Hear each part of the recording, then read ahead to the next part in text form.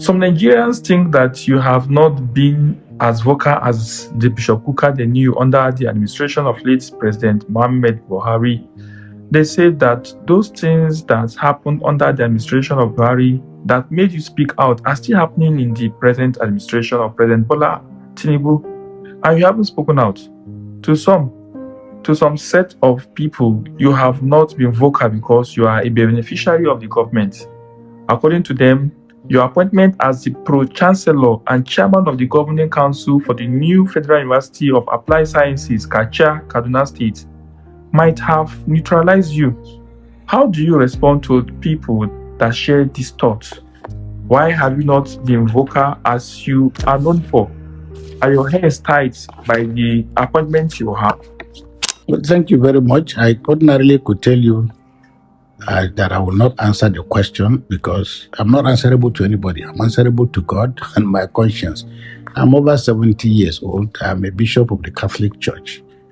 I have not done anything that I think I should feel unhappy with myself about. I'm my own worst critic. I think it will be tragic, to say that things are still basically the same. And you need to understand the context of, unknown to very many people. Buhari and I had a relationship where we weren't fighting. But Buhari himself knew. He was somebody I'd known for a very long period of time. But he knew. I mean, I had maybe about 5-6 meetings with President Buhari. He understood my frustration. But let me tell you, principally, one of the areas that I felt unhappy about was the whole question of Buhari's deliberate effort to divide, to create very divisive policies. His policies of exclusion, which ensured that the entire security apparatus of Nigeria was in the hands of only northern Muslims. The structure that the President Buhari erected was unacceptable to me. I'm a big scholar of managing diversity. Now, I don't know. People say you are not speaking out the way. I have never called the newspaper and asked them to come and talk to me. I've never called a media house and asked them to come and talk to me. So if people expect me to walk to a radio station so I can talk so that they will hear, or that if I'm going to give a talk, if I'm going to speak on the media, I should go on television and announce that I'm going to speak, I will do no such thing. But I don't measure the relevance of what I'm saying by who is listening and who is not listening. So as to my relationship with President Bola Tinubu, please let us also not forget. It's not that we have very short memories, selective memories at that. One of the things that President Tinubu has done that is different from what President Buhari did. It's not about the infrastructure is a different thing altogether. But the very fact that President Tinubu will, for example, change the template of power in a way and manner that is sufficiently inclusive.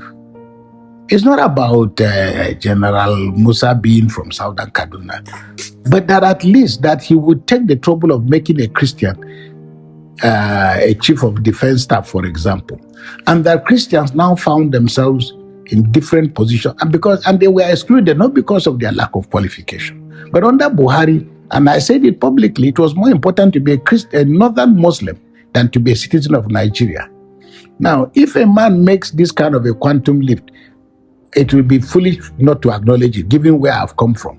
The second thing is that people talk about pro-chancellor. I don't know, we live in a country where everybody has a price, and Nigerians have come to believe that if you do this, it must be because somebody is paying you. Okay, so let me say that it took President Bola Tinubu for me to have served in the Vatican under 3 popes. Okay, from Pope John Paul II of blessed memory to Pope Benedict, to Pope Francis, and to Pope Leo.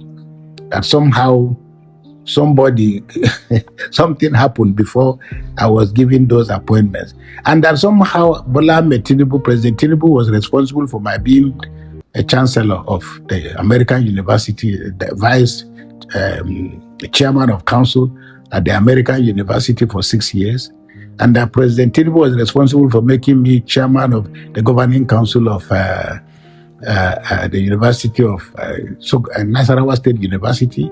And President Tinubu was responsible for making me chairman of the governing council of Veritas University.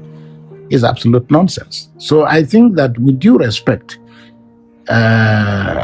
people I have nothing to prove in Nigeria, absolutely nothing. And so small-minded people will create effigies of themselves, but I have neither the time nor the energy to engage in their accusation. You know, we can talk about what our country should be like, but definitely at another level, completely different level, whether it's at the level of economics and social conditions and so, of course, I'll have my own arguments to make.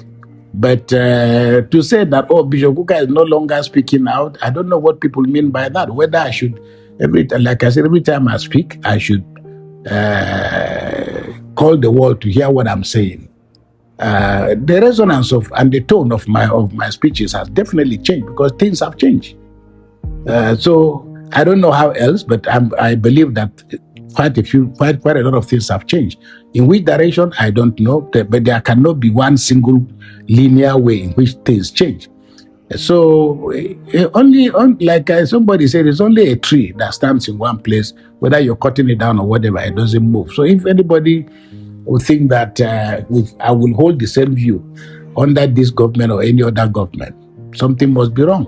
Those who follow me will I've had my own battle with government. I've had my own quarrels. But you don't do this because you just want to pick a fight.